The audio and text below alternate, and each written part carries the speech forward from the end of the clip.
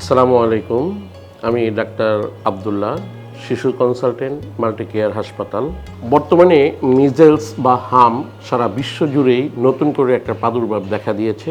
বাংলাদেশেও বিভিন্ন অঞ্চলে এটার প্রাদুর্ভাব দেখা দিয়েছে। বিশেষ করে যে সমস্ত শিশু পূর্ণ ডোজ টিকা নেয় নাই তাদের ক্ষেত্রে প্রাদুর্ভাবটা বেশি দেখা দিয়েছে। হাম এটা একটা অত্যন্ত সংক্রামক ব্যাধি রোগ।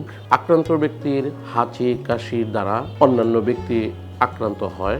সাধারণত হামের লক্ষণগুলো যেগুলা সর্দি, কাশি, জ্বর এবং চোখটা লাল হয়ে যাওয়া, কিছুদিন পরে শরীরের মধ্যে লাল লাল দানা দানা ফুসকুড়ি উঠে। শিশুদের ক্ষেত্রে হাম কখনো কখনো ডায়রিয়া, নিউমোনিয়া, অপুষ্টি, মস্তিষ্কের জটিলতার মতো গুরুতর সমস্যা তৈরি করতে পারে।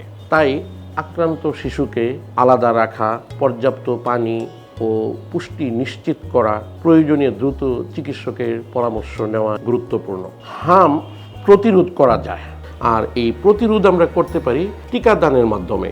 বাংলাদেশ গভর্নমেন্ট ইপিআই টিকার মাধ্যমে হামসহ আরও অন্যান্য রোগের প্রতিরোধকমূলক কিছু টিকা দিয়ে থাকে। আমরা যদি সেই টিকাগুলা সময় মতো সঠিক মতো বাচ্চাদেরকে দেই, হামের ঝুঁকি অনেকটা কমানো সম্ভব।